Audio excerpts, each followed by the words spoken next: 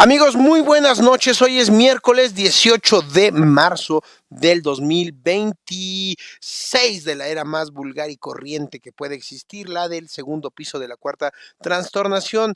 Y hoy vamos a hablar de un par de datos que son escandalosos. Pues fíjense que hoy mi coequipero me mandó al modelito para que se exprese abiertamente en este programa y ya verán la sorpresa. ¿De qué vamos a hablar? Pues básicamente hay dos noticias que nos dejaron con la boca abierta. Y si bien yo sé que muchos de ustedes quieren que hablemos del plan B, no, agárrense con lo que les vamos a decir. Siete de cada 1000 delitos se resuelven en México. No 7 de 100. 7 de cada 1000 delitos se resuelven en México. Y estamos hablando también en otro dato que nos hizo llegar alguien que estuvo muy metido en la seguridad pública de este país, que el 2.5% del Producto Interno Bruto se gasta nada más y nada menos que en seguridad privada. Lo escuchaste bien, 2.5% del Producto Interno Bruto Nacional se va en seguridad privada. Y entonces, ¿para qué chingado sirve el Estado? Saquen sus conclusiones, amigos. Piensen cuánto dinero se está empleando de una manera incorrectísima. Cuánto del dinero de los bolsillos de los mexicanos que deberían de estarse yendo a ahorro, a inversión, a que sus empresas crezcan, a que ustedes ganen más, a que haya mejores empleos, se está yendo a seguridad privada, que puede ir desde instalaciones de circuitos cerrados de televisión, guardias de seguridad, escoltas, autos blindados, equipo de seguridad o mecanismos de seguridad en tus empresas o en tu casa. 2.5% del PIB. ¿Saben cuánto es eso en miles de millones de pesos? Eso es un puto fracaso del Estado mexicano, queridos amigos. No hay otra forma de llamarlo. Pero esos son los datos que seguramente en otros programas, en la tele, en el radio, no te van a decir, y nos estamos anticipando. ¿Por qué? Porque son los datos que tenemos que tener muy frescos antes de que empecemos con esta mamada del mundial, que lo que deberíamos de tener es seguridad y justicia. Yo soy Octavio Catalán, esto es La Disidencia y comenzamos.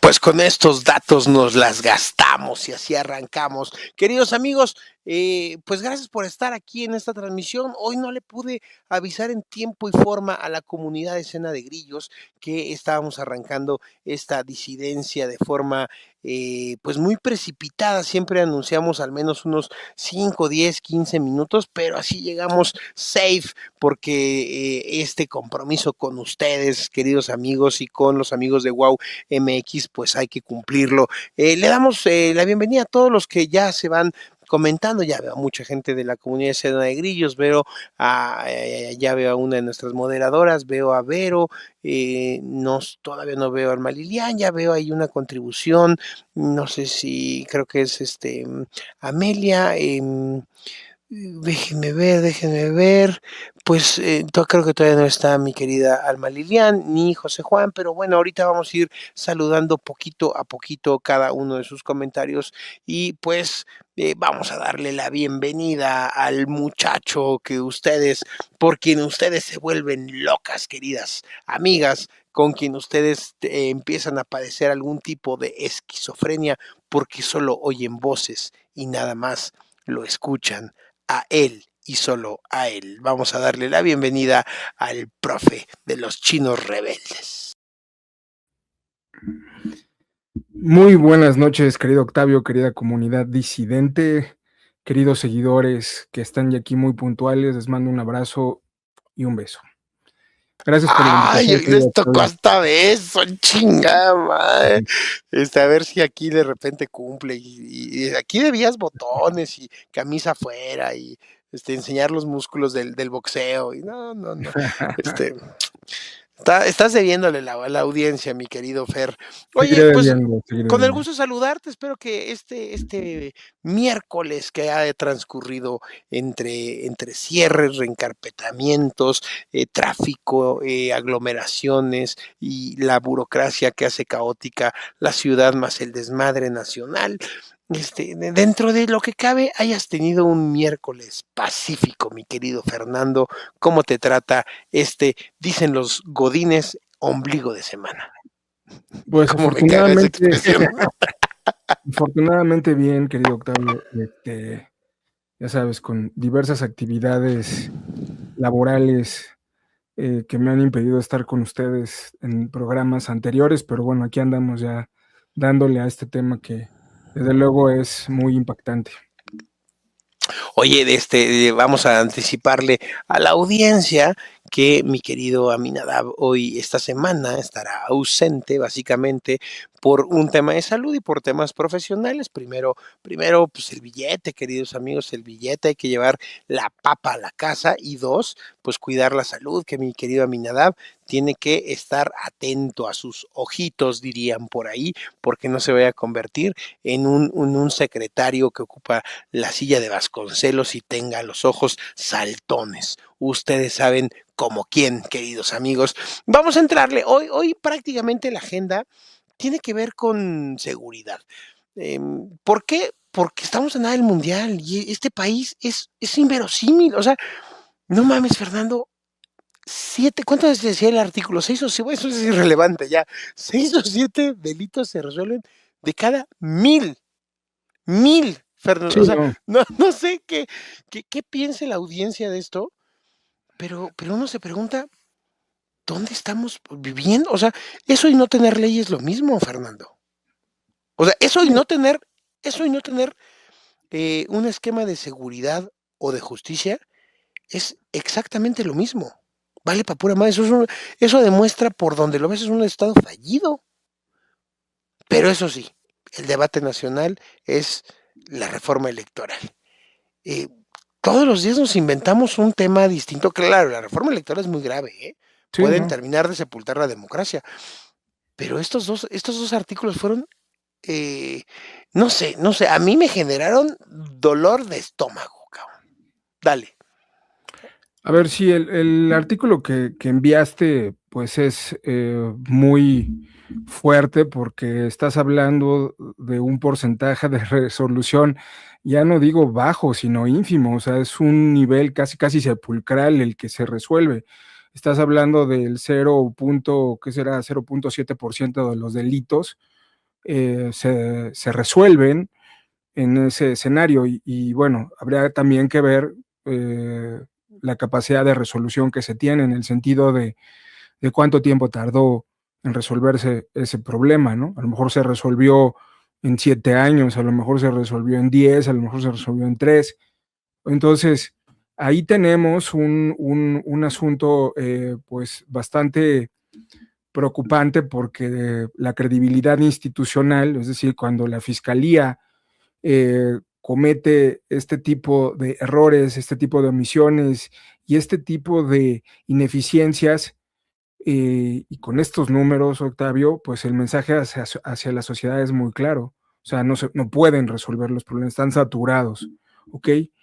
Y esta saturación, pues desde luego tiene que ver con muchos factores. Y uno de los factores importantes es que gradualmente han ido asfixiando a las fiscalías presupuestalmente y también en capacidad técnica. Es decir, la gente que está ahí muchas veces no tiene ni la más remota idea de lo que está pasando. Hay unos que están ahí porque, pues, lazos políticos, hay otros que sí llevan tiempo allí, pero están muy saturados, no tienen la capacidad, hay más delitos de los que pueden darles seguimiento. Entonces, estos mensajes que se envían, pues es de a ver, aquí tomo tu registro y demás, pero te tienes que formarte en la fila porque pues no hay manera de que lo podamos resolver, ¿no? O por lo menos no en el tiempo que tú esperas y a ver si se resuelve este asunto, ¿no?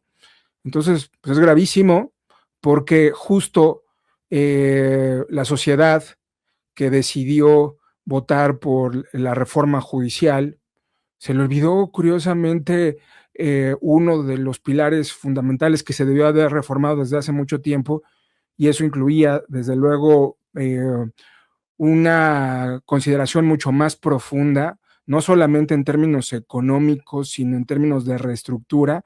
Qué curioso que no tocaron las fiscalías, Octavio. O sea, sí quisieron hacerse del Poder Judicial, ajá, pero no quisieron tocar las fiscalías y la reforma necesaria que se requería para ello, ¿no?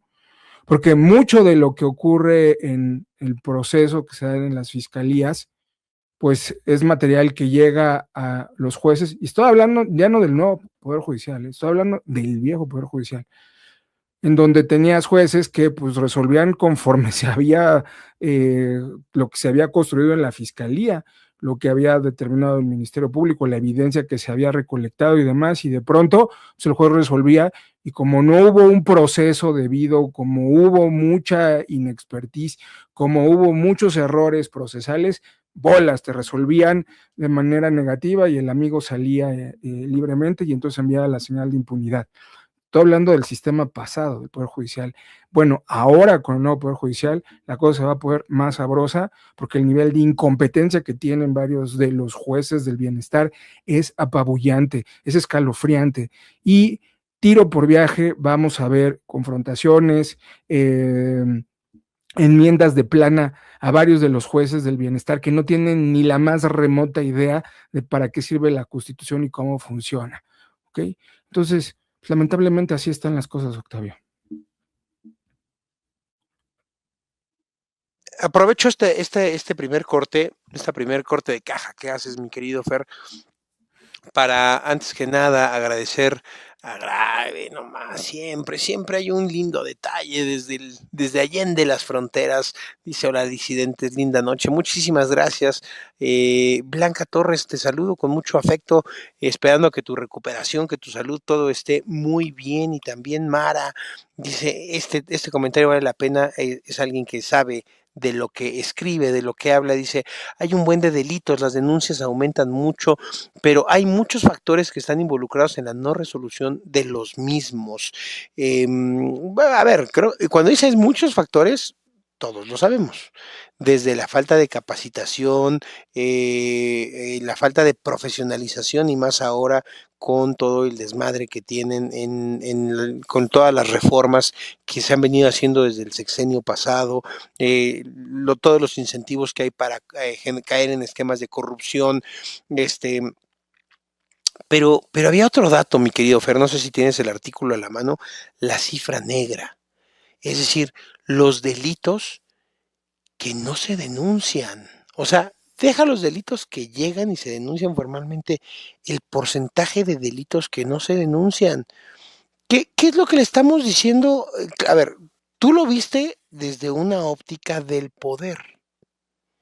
¿Cuántos delitos no se resuelven?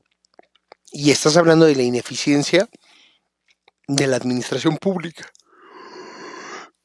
Pero hay un tema más grave. O sea, el mensaje que le estás mandando al delincuente es: no te va a pasar nada. O sea, la probabilidad de que una vez que hagas de las tuyas y quedes impune es del 99%. Por eso, por eso la cantidad de desaparecidos, por eso la cantidad de muertos, por eso la cantidad de robos. O sea, parecería que no hay Estado. No sé cuál es tu lectura, bote pronto, pero cuando tú le mandas un mensaje a la ciudadanía y le dices: puedes hacer chingadera y media y no te va a pasar nada, es gravísimo. Sí, Dale, no, Fer. a ver, desde luego, o sea, a ver, estás hablando de un porcentaje que va arriba del 90, en donde los delitos en México no se denuncian, entonces ahí tienes un tema, ¿ok?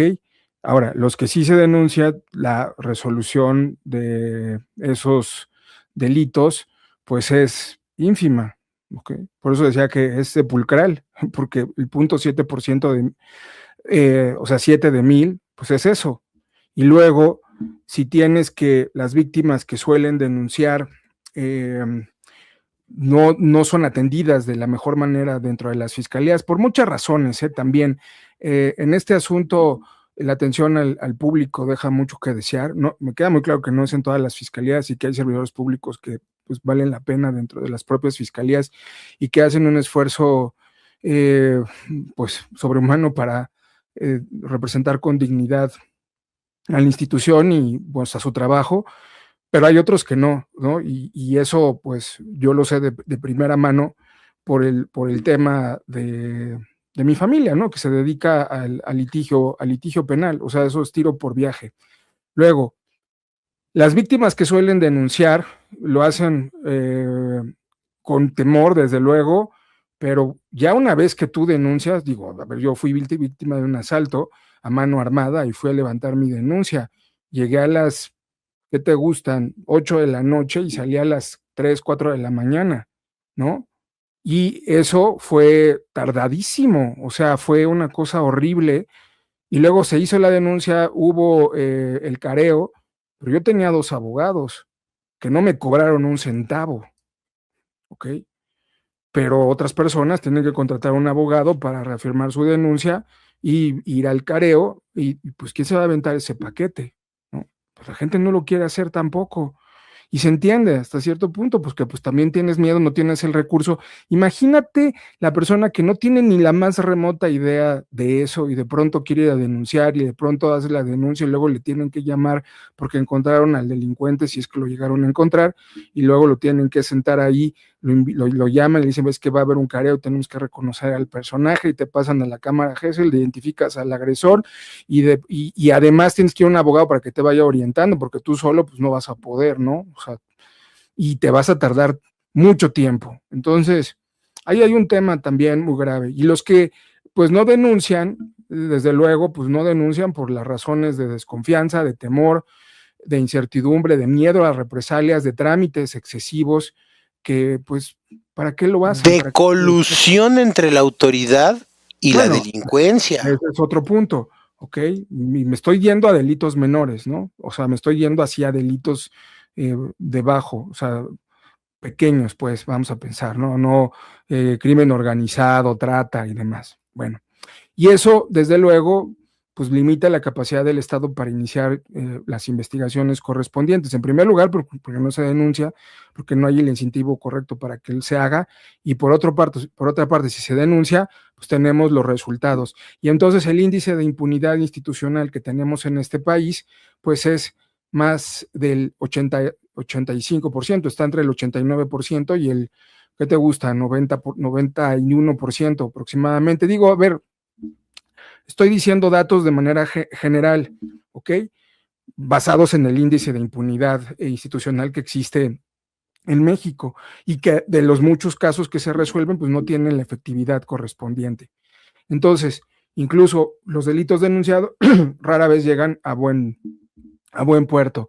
Corrupción, complicidad, cohecho, intromisión de las estructuras criminales en los ministerios públicos, en las fiscalías, en el poder judicial, funcionarios que pueden recibir sobornos, que pueden recibir presiones, amenazas a investigaciones que inhiban, desde luego, el seguimiento puntual de la misma. Entonces tienes además de la sobrecarga de trabajo que tienen en las fiscalías, miles de carpetas de investigación que se van acumulando con personal ineficiente en ocasiones o con personal limitado porque no les pagan muy poco para las chingas que se ponen en las fiscalías y los procesos pues son desde luego muy, muy lentos. Entonces, pues ahí está gran parte del problema, ¿no? Tienes baja denuncia de delitos, tienes impunidad institucional, tienes corrupción y tienes recursos limitados, o sea, tienes un combo completo, ¿para qué, Octavio? Para que desde luego la gente tenga desconfianza, una enorme desconfianza institucional, ¿no? El círculo vicioso de, habemos una carpeta de investigación, ¿ok? Y pues ahí va a estar la carpeta de investigación, ¿no? ¿Y cuál es la señal? Pues ¿para qué denuncio? Entonces, menos denuncias, menos investigaciones, más impunidad. Pues ahí estamos parados, ¿ok? ¿Y cuál es el mensaje además que envías a los grupos criminales? Pues puedes hacer lo que se te dé tu regalada gana, pues, ¿quién te va a denunciar? ¿No? Y si te van a denunciar, ¿quién te va a resolver? Pues ahí estamos entrampados, Déjame, desafortunadamente. déjame, déjame recordarle a la audiencia, mi querido Fer, que dirían estos sujetos, estos pecadores estándar, ¿no? Estos pecadores hijos de aquella, este, que siempre se jactan con que el PRI robó más, ¿no? Que ellos no son iguales, que los de antes eran lo peor de lo peor. ¿Tú recordarás?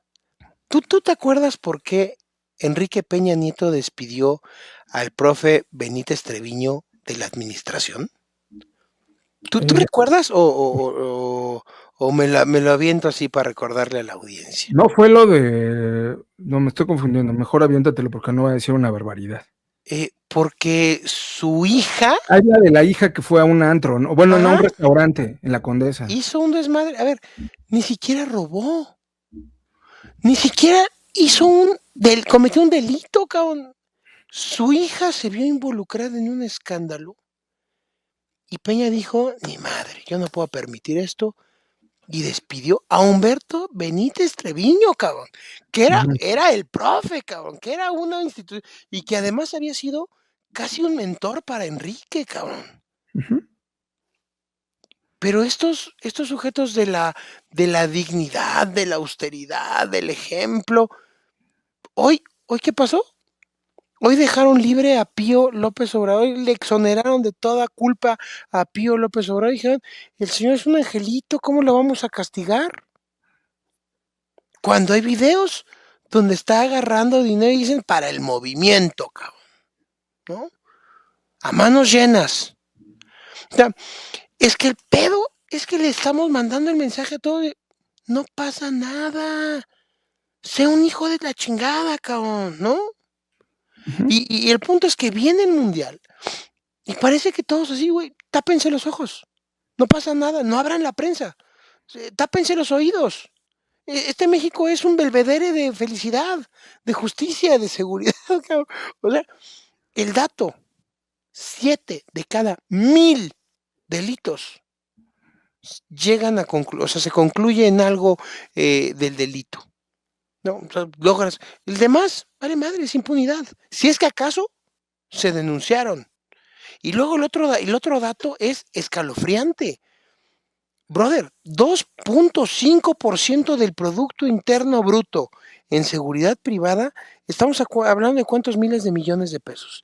Estamos hablando, Está déjame, 670,000 millones de pesos, más o menos. 670,000 millones de pesos, Ajá. cabrón. Sí, a ver. 670, güey, no mames. Dinero de los particulares, tuyo, mío, de tus clientes, de los empleadores, de las empresas, que en lugar de que se vaya a tu ahorro, a tus gustos, a lo que te lo quieras gastar en tu propiedad privada, en tus seres queridos, 2.5 se va directamente a ver, pues, cámaras de seguridad, mejorarle la puerta, robustecer las puertas, cerraduras, ¿cómo se llama? Alambres de púas, cercas de seguridad, sistemas cerrados de televisión, en el caso de las empresas, guardias y sistemas y equipos de seguridad para garantizar la seguridad. Estamos hablando solamente de seguridad de privada, ¿eh? No estamos hablando de Sí. seguridad industrial ni seguridad laboral, no, seguridad privada para que no te roben, no te maten, no te violen. Carajo, no, ¿para qué entonces son? ¿Para qué son los impuestos, Fernando? Sí. Ya sabemos que aquí son cobro de piso, son un robo, pero este dato deja al descubierto que esto es un Estado fallido. Dale, Fer. A ver, dos datos rápido, ok, porque vi ahí una pregunta y antes de que se me vaya, alguien preguntaba que cuántos delitos más o menos se cometen diariamente en promedio. Se cometen entre 5.800 y 6.200 delitos diarios a nivel nacional, ¿ok? O sea, es una cantidad bastante considerable. Estamos hablando de que aproximadamente de esos delitos, pues cuántos se pueden denunciar, pues ya más o menos saquen las cuentas en función de lo que les vamos comentando, ¿ok? Hay quienes dicen que más o menos se estima que en realidad se cometen más delitos porque pues hay unos que no se denuncian, o sea, digamos, tienes registros de los que se denuncian, ¿estamos de acuerdo? Es decir, eh, de los que se tienen registros que se cometen, pues es porque se denuncian. Y de los que no se denuncian, pues no los tienes registrados, pero hay estimaciones y entonces la cifra aumenta. Hay quienes señalan, porque en realidad no es que yo lo señale, en realidad es una estimación que hace el INEGI, ni siquiera yo la estoy haciendo, ¿ok? Y esa estimación indica que más o menos estaría disparándose la cantidad de delitos diarios en todo el territorio, pero que no llegan a las fiscalías, o sea, no llega la denuncia, o sea, lo que sí llega es lo que se tiene registrado, ¿no? Aproximadamente lo que les estoy diciendo, 5.800, 6.200 delitos diarios, pero hay quienes, insisto, no son mis datos, son datos de INEGI a través de la encuesta nacional de victimización, que nos señalan, es la cifra de ellos, Octavio, ni siquiera yo lo estoy inventando, 90,000 delitos. O sea, 90,000 delitos, lo cual es una locura por donde quieras verle, ¿ok?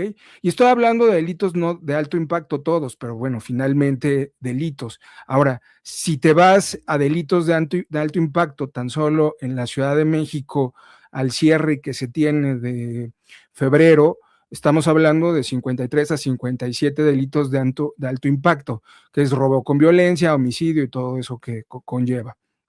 Y la capital del país, la capital de México, pues estamos hablando de acerca de 1.82 delitos, 2 homicidios diarios, ¿ok? O sea, por donde quieras verle, las cifras son bastante elevadas, ¿ok? Ahora, vinculo esa cifra, por la cuestión que vi ahí en un mensaje, que coloca la audiencia, y lo vinculo con lo que tú decías de la seguridad privada.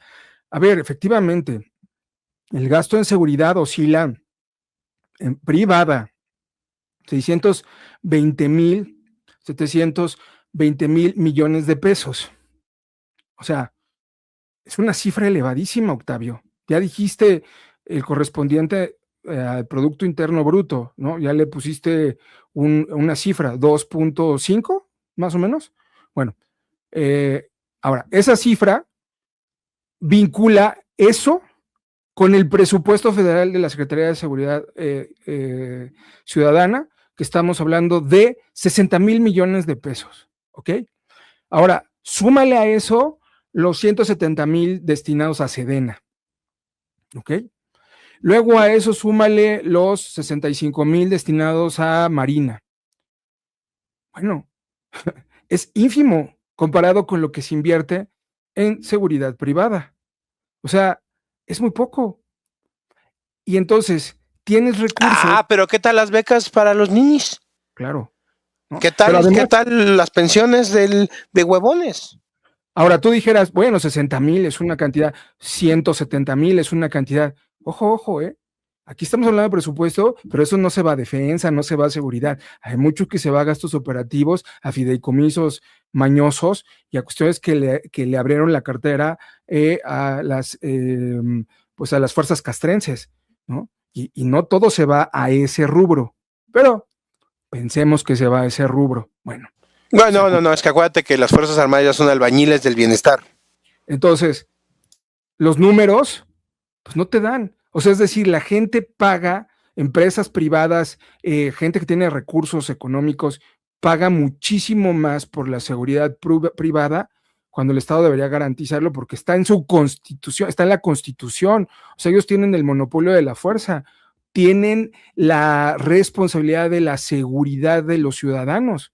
Así está declarado.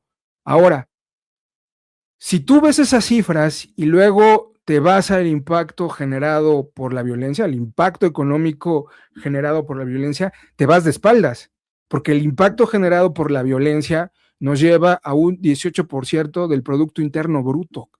O sea, es por arriba de lo que tú inviertes en seguridad. Es decir, el daño por la violencia en México es superior al tema de la defensa y la seguridad de todos los mexicanos.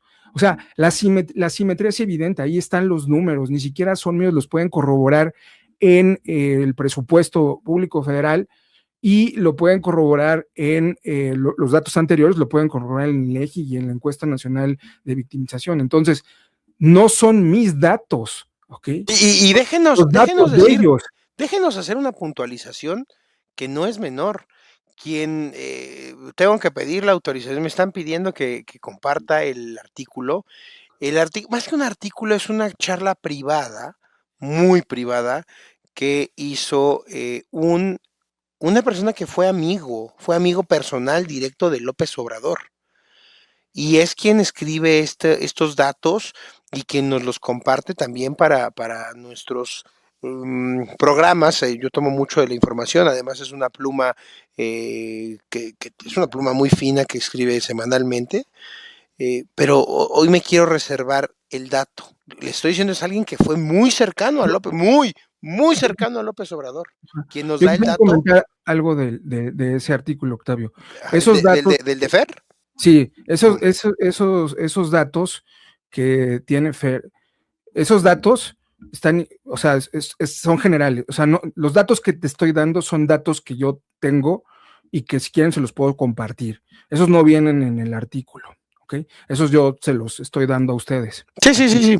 Pero todos son corroborables, son de fuentes oficiales. Corroborados en fuentes oficiales, ¿no? Es decir, el artículo es muy concreto en la información y demás, y solamente confirma los datos que ya les hemos compartido aquí en la disidencia y también en Cena de Grillos, ¿no? Nada más para que si lo compartimos y demás, no vienen los datos desglosados, ¿no? O sea, digamos, hay que añadirlos al documento. Pero lo que sí nos deja ver este texto, que es muy claro y que es muy puntual en la información que comparte, o sea, porque es muy puntual y muy precisa en la preocupación que externa el autor, es que esta simetría del presupuesto es increíble, ¿no? Porque mientras el Estado centraliza el mando militar, la Guardia Nacional, el presupuesto operativo de la Secretaría de Seguridad y Protección Ciudadana enfrenta recortes fuertes de casi un 19% para el ejercicio de 2026. ¿Ok? Y esta reducción, desde luego, pues obliga a los ciudadanos a qué? Pues a cubrir. ¿A cubrir qué? A cubrir el déficit. ¿Con qué? Con sus propios recursos. Es decir, ese 19% que le cercenaron, tú lo vas a cubrir. La gente lo va a cubrir. Las empresas lo van a cubrir. Y algo que dice el artículo que es muy interesante es que también la otra simetría es quién va a poder pagar eso. Pues quien tiene dinero. O sea, el señor de la tienda que está en alguna de las alcaldías con mayor violencia, pues ese no, ese vive al día, tratando de equilibrar el cobro del piso, el cobro de impuestos y pues, su vida diaria, ¿no? Y lo que representa. Ese no va a poder pagar una seguridad privada, ¿ok? Estamos hablando de gente que tiene recursos económicos, que son empresas que invierten mucho en eso. Entonces, sí es una pérdida muy importante en donde el ciudadano, de alguna manera, tiene un impuesto a la supervivencia, literal. Además de todos los impuestos, ¿no? ¿para qué? Pues para que puedas defenderte. Mira, déjame erizar un poco la piel de la audiencia, porque quizá los últimos 4 párrafos de este texto que nos comparte el autor son duros, güey. O sea, si alguien escucha esto y no reacciona y no toma cartas en el asunto, es grave. Fíjate lo que dice al final el autor. Hablar de seguridad privada no es hablar de negocios, es hablar de Estado, de derechos y de futuro. La expansión de la seguridad privada en México no es una señal de prosperidad, es una señal de alerta. Es el reflejo de una sociedad que se está protegiendo sola porque aprendió a esperar demasiado y porque aprendió que esperar demasiado puede costar la vida. Mientras no se reconstruya la capacidad real del Estado para prevenir, investigar y sancionar, la seguridad privada seguirá creciendo, no porque queramos, sino porque no hay alternativa inmediata. Eh, dice, eh, em, no, esto es una cuestión de tiempo. ¿Cuánto tiempo más puede sostenerse un país así, sin fracturarse? Puta.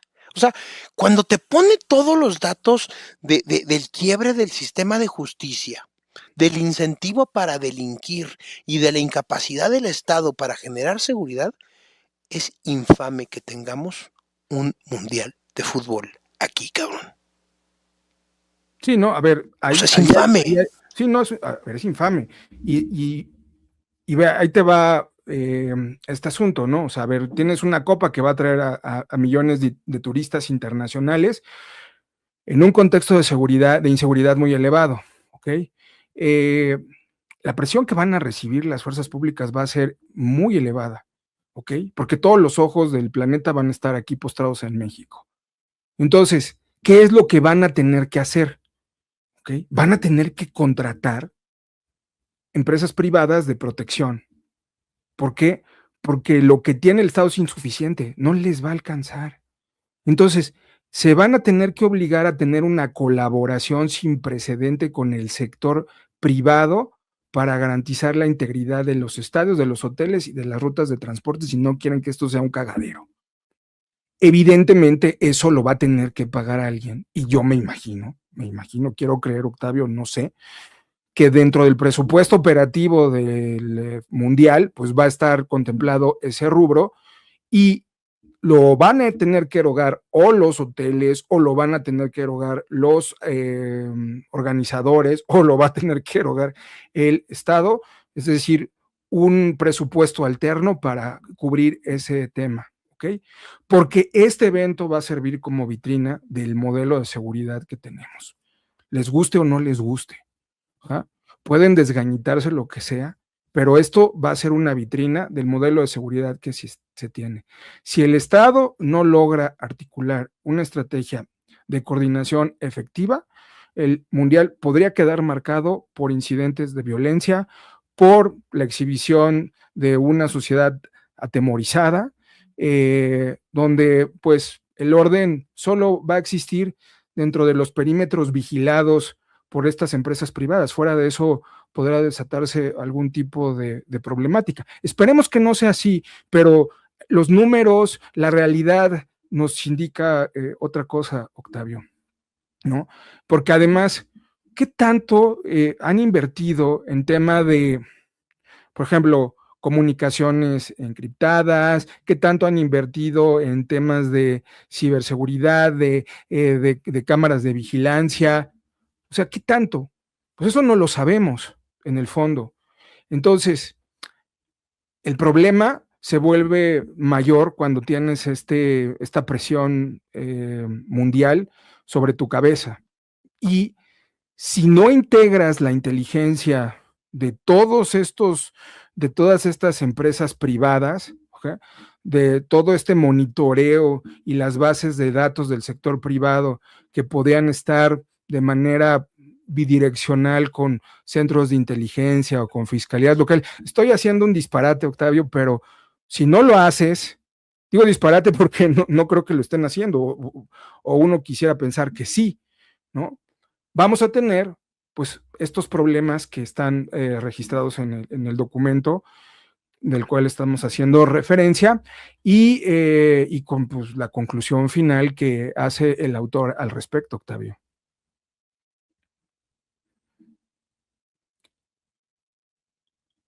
Es que mira, ya empiezo a leer en los comentarios de la audiencia eh, que esto es indignación, ¿no? Yo hace poquito estaba buscando ahorita rápido en lo que estabas haciendo tu alocución, qué porcentaje, es un dato que a mí me llamó muchísimo la atención hace algunos años, que estamos hablando de que más o menos la industria musical, la creación musical, lo que implica en derechos de autor, en regalías, en composición, generar música para un país como Holanda, que vive del comercio en el puerto de Rotterdam, eh, estamos hablando de la propiedad intelectual de la generación de contenidos musicales, es más o menos el 1.5, el 2% del Producto Interno Bruto de un país.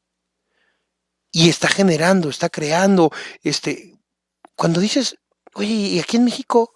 No, pues el 2.5 se va en seguridad privada. No mames, cabrón. O sea, qué desperdicio de dinero, qué dato tan escalofriante. ¿Quieres hacer dinero en este país? Pues ya sabes que hay un sector muy claro que está en crecimiento. Entre más ineficiente es el Estado, pon una agencia de seguridad privada. Dedícate a poner cámaras de seguridad, dedícate a cualquier cosa que tenga que ver con cómo te van a robar. ¿Cómo te va a venir a estafar a alguien? Porque el incentivo es, no va a pasar nada. Defiéndete con tus propias uñas. Y luego me dicen que no mamen, que estoy loco, que qué me pasa, que cómo promuevo la libre portación de armas. Ahí están los datos. Si no te defiendes tú, ¿quién te va a defender? ¿El Estado? No mames. Te vas a convertir en parte de la estadística. Vas a ser ese que vas a decir, yo soy uno de los 7 entre 1000 que mi caso se resolvió. Esa es la realidad de México. Y eso es lo que yo les decía hace un tiempo. Eso es lo que tenemos que evidenciar en un evento público global como el Mundial. Que no hay seguridad, que no hay justicia, que tenemos esto hecho un desmadre, que tenemos un gobierno que tiende a modelos dictatoriales. Y ahorita, Fernando, tenemos un punto. ¿Cuántos días faltan para el Mundial? ¿90 días? No sé, ponle números más, números menos, 90 días, cerrémoslo. Estás a 100, 150, 120 días de que, quién sabe cómo, murió en un operativo de captura el líder más importante de la mafia del planeta. ¿Tú crees que eso no vulnera, no hace que los partidos cada uno de los partidos que se van a desarrollar en México se conviertan en un blanco potencial de terrorismo? Uh-huh. Lo comentaban empezando el programa, siguen encontrando narcofosas alrededor del Estadio Jalisco, del Estadio Akron. Hoy narcofosas, a lo mejor no en las inmediaciones del Estadio Azteca, pero pues varias cerca de la Jusco, ¿no? O sea, ¿qué país estamos exhibiéndole al mundo, diciéndole, venga, no pasa nada? Pero si los roban, los saltan, les pasa algo, los secuestran, ya sabían a qué país se estaban metiendo. Y aquí decidieron hacer el mundial. Entonces no nos vengan con mamadas después, cuando sucedan los incidentes, con que nadie les dijo, con que nadie les advirtió, con que eran escenarios que no se podían prever. Hoy que salió a decir la presidenta con la señora esta que salió a decir del incendio en Dos Bocas. Fue la naturaleza, fue un rayo, no fue adentro de Pemex, fue afuerita. La culpa siempre la tiene alguien más. Cuando venga el pedo, ¿quién va a tener la culpa, Fernando? ¿Alguien más? Felipe Calderón, ¿no? Los gobiernos neoliberales, hasta el imperialismo yanqui, cabrón, ¿no? Pero no quieren reconocer que el pedo está aquí y ahorita. Dale, vamos a Sí, las últimas. Uno de los puntos críticos de este artículo, Octavio, también es el tema del discurso gubernamental en torno a la reducción de los homicidios dolosos, ¿ok? La han presentado como la prueba definitiva del éxito en las estrategias nacionales y en algunos casos hay evidencia de que sí se ha reducido el nivel de homicidios, pero bueno, ya ustedes vieron los datos, ¿no? No obstante, algunos otros analistas, algunos otros expertos indican que este indicador que se menciona está incompleto y está incompleto porque es engañoso. ¿Y por qué es engañoso? Porque mientras las cifras de los homicidios pueden mostrar, digamos, una estabilización o una baja marginal, eh, hay otros delitos que afectan directamente la libertad y la economía de las familias, pero también de las empresas. Y hay una alza en ese sentido. ¿Por qué? Porque está el tema de la extorsión que se ha disparado, está el tema de las desapariciones forzadas, está el tema del secuestro y está el tema del robo con violencia, que son delitos que no siempre se denuncian por el tema de la desconfianza en las fiscalías, pero que sí se pagan con patrimonio, con recursos, con la intranquilidad de las familias mexicanas. Y muchos de estos homicidios dolosos también es porque no se han registrado debido a la desaparición a través de la construcción de fosas, que son los macabros hallazgos que hemos comentado y que la prensa ha revelado, empezando por pues, uno de los más mediáticos, que es Teuchitlán. Pero así como en Teuchitlán, pues, seguramente hay otros eh, casos que no son tan mediáticos, pero que son dolorosos, y ahí está la parte del homicidio, ¿ok? Entonces, eso se incorpora a las cifras negras y es un poco también lo que menciona el artículo sobre esta manipulación de las estadísticas cacareadas como estamos reduciendo los delitos. Sí, a ver, tendrías que ver en qué lugares sí se han reducido realmente, ¿no? Y en qué otros lugares tiene que ver con esto que te estoy comentando, que ya lo hemos comentado incluso en Cena de Grillos, ¿no? Y aquí en este espacio. Pero lo que está de fondo es lo que tú mencionas, Octavio, ¿no? La seguridad privada ha emergido poderosamente como un sustituto funcional de un Estado completamente ausente, ¿ok? Y la principal responsabilidad que tiene un Estado es la garantización de la seguridad de sus ciudadanos, ¿ok? Vaya, que hasta en la Edad Media sabían que la función más importante del noble era defender a su feudo, ¿no? Y aquí no tienen los recursos suficientes para hacerlo. En realidad estamos completamente desprotegidos, ¿no? Y aquí viene nuevamente el debate de lo que tú decías, la libre portación de arma de fuego, ¿no? El tema de, pues ya se está privatizando la seguridad, ¿no? Porque, a ver, finalmente, como decía nuestro querido Rothbard, el Estado es un monopolista de la coacción, es un monopolista territorial de la coacción. Y entonces el Estado, supuestamente al no tener competencia, pues tendría que, digamos, no tiene los incentivos económicos para ser eficiente, y ese es el problema. O sea, no tiene competencia. ¿Quién le puede competir a la seguridad? Pues no tiene competencia, pero ahorita ya estamos viendo que sí la tiene, pero pues es un poco más para la defensa. Entonces, ¿qué es lo que está pasando? Que su función principal, pues, no la está ejerciendo. Y entonces hay una molestia, hay una animadversión, hay una preocupación, pero hay una realidad que todos los días nos restriega a todos los mexicanos. Lo que está pasando en cada una de las regiones del país es que no hay día en la que no ocurra una tragedia, ¿no? Y que la impunidad sea la impronta, ¿ok?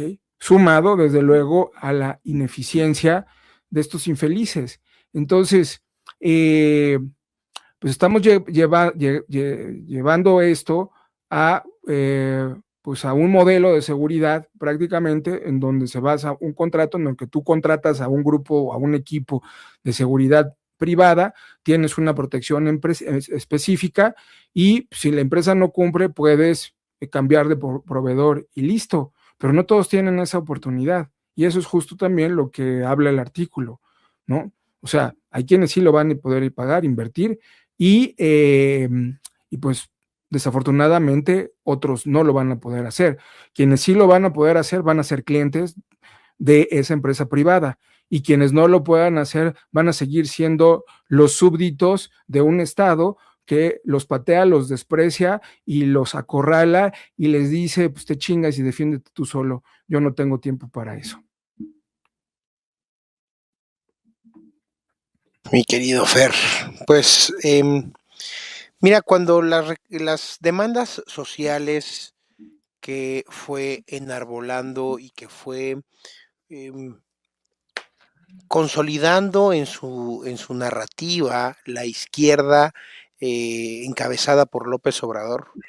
¿Cuántas veces te gusta que efectivamente López Obrador hizo un trabajo social y le dio la vuelta al país durante 18 años de eterno candidato? ¿Dos veces al menos? Sí. Dos veces le dio la vuelta.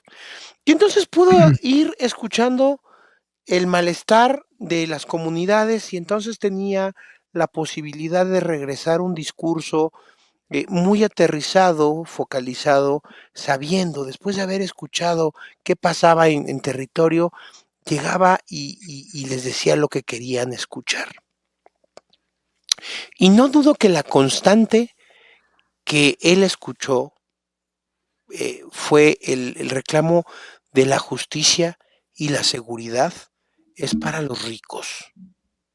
Por eso veíamos y seguimos viendo linchamientos. Por eso vemos que agarran un delincuente en algún lugar y le ponen una soberana madriza. Porque la gente se harta, porque sabe que no va a haber justicia, porque sabe que no va a haber Estado de Derecho, porque sabe que no va a pasar nada y se tienen que hacer justicia por su propia mano. Ese sentir lo explotó, pero al final del día explotó solamente el rencor social. Pero en los hechos no hizo nada por resolver, porque cómo incrementó este fenómeno de que solamente quien tiene dinero y la brecha sí se está ampliando. Eh, que a mí no me importa la desigualdad, lo he dicho muchas veces, me importa la pobreza. Y quienes nos interesa el progreso de la sociedad, nos debe de importar mucho la pobreza. La desigualdad es un asunto muy natural, pero en la medida que la brecha de la desigualdad, porque no hay movilidad social, incrementa, la justicia y la seguridad es un privilegio, Fernando. Y no ese era el privilegio que decía que le quería quitar a las personas, o más bien dárselo a todos por igual. Pues ve el pinche desastre de país. Los números no son míos, no son tuyos. Los números son públicos y la gente puede entrar a buscar los datos que acabamos de dar el día de hoy en este programa. La situación, después de estos reveladores datos que fuimos construyendo en estos días con esta información, son de alerta total. No hay incentivo alguno para portarte bien. En estos días, alguien de la comunidad de Escena de Grillos compartió un video con con una barbarie, con una atrocidad de una ejecución, ¿no? Previo, ni siquiera voy a describir el nivel de tortura y de sometimiento de las víctimas. No hay justificación alguna para que un ser humano trate así a otro. No hay justificación alguna. Eso es que perdimos todo nivel de conciencia, de dignidad, de humanidad y de confianza en el Estado. Claro, eso lo hizo un grupo de delincuentes. ¿Y cuál fue? Ya hay, esos videos corrieron por la red. Yo se lo decía a alguien de la comunidad de Escena de Grillos. Eso no es nuevo, ¿eh? Esos videos, quienes tenemos acceso a grupos de seguridad pública y privada, hemos visto cosas, hemos visto torturas, hemos visto cosas horribles desde hace 15 años, cosas horribles, cosas que ni siquiera deberían de estar en el imaginario ni en una película de ficción, cosas verdaderamente espantosas que pasan en este país. ¿Y sabes cuál es el incentivo para dejar de hacerlo? Cero. Cero, porque la única garantía que tienes es que va a haber impunidad. Ese es el país donde vamos a albergar la fiesta del fútbol, pero tenemos pinche desmadre, un pinche incendio aquí adentro.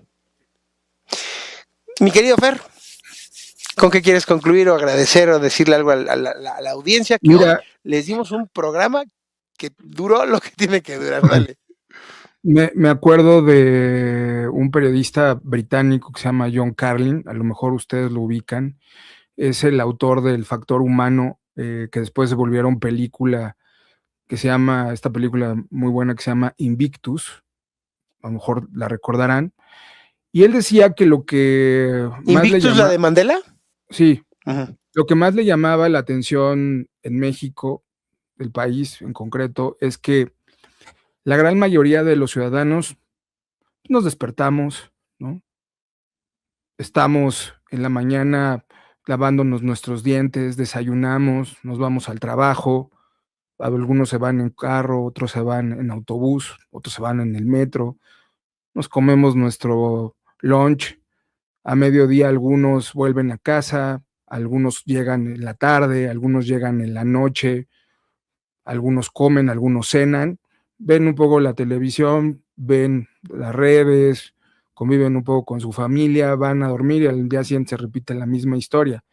Pero lo que más les sorprendía es que a pesar de la ultraviolencia que existía en México, no reinaba una suerte de caos o anarquía, sino que dentro de todo la sociedad era bastante operativa, bastante funcional y la gente en general se portaba con decente moderación, ¿no? Pero decía algo muy importante, no olvidemos que la violencia se alimenta de la indiferencia y que justo esta indiferencia y esta violencia que se ha ido acumulando, pues nos está reventando en la cara, ¿ok?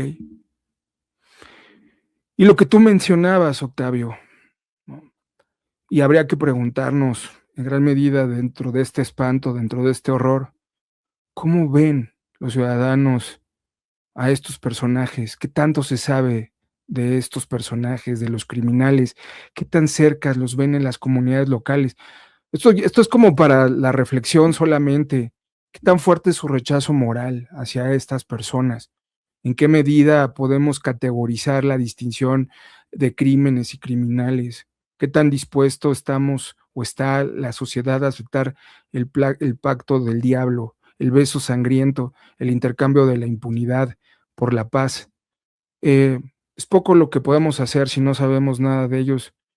El asunto es que quizá lo que ha pasado con este horror de gobierno que se tuvo anteriormente es que abrieron la cartera, empezaron a dar los beneficios para callar las bocas para que la gente mirara para otro lado y luego decidieron colocar a los criminales como los líderes.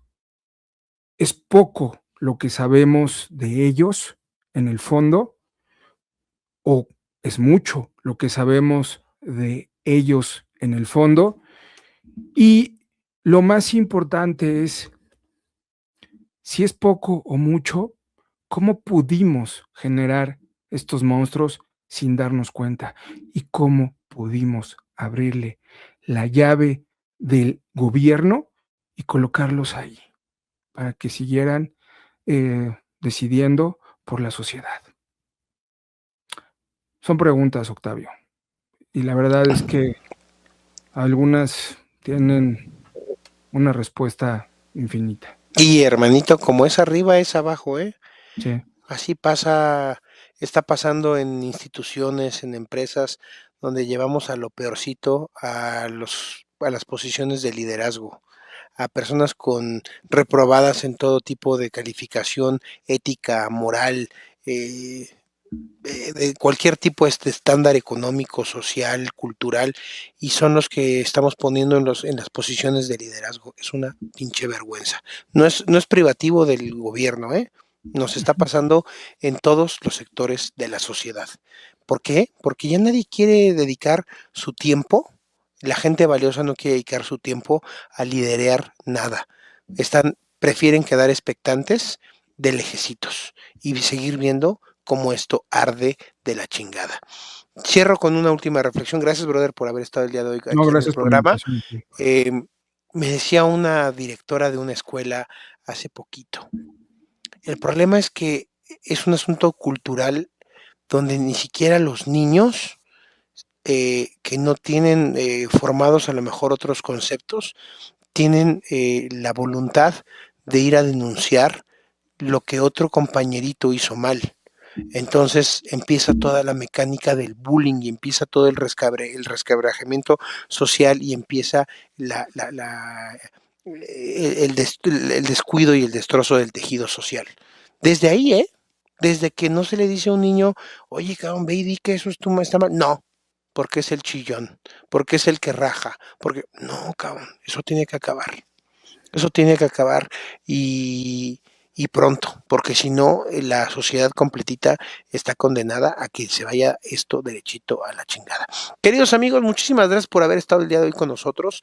Espero que esta disidencia de reflexión y con datos que hoy nos erizan la piel, les deje algo y que tomen cartas en el asunto, que sean personas que pasen de lo estático, que pasen de estar enojados, que pasen a la acción. Les mandamos un fuerte abrazo, nos vemos en un Un abrazo. siguiente video.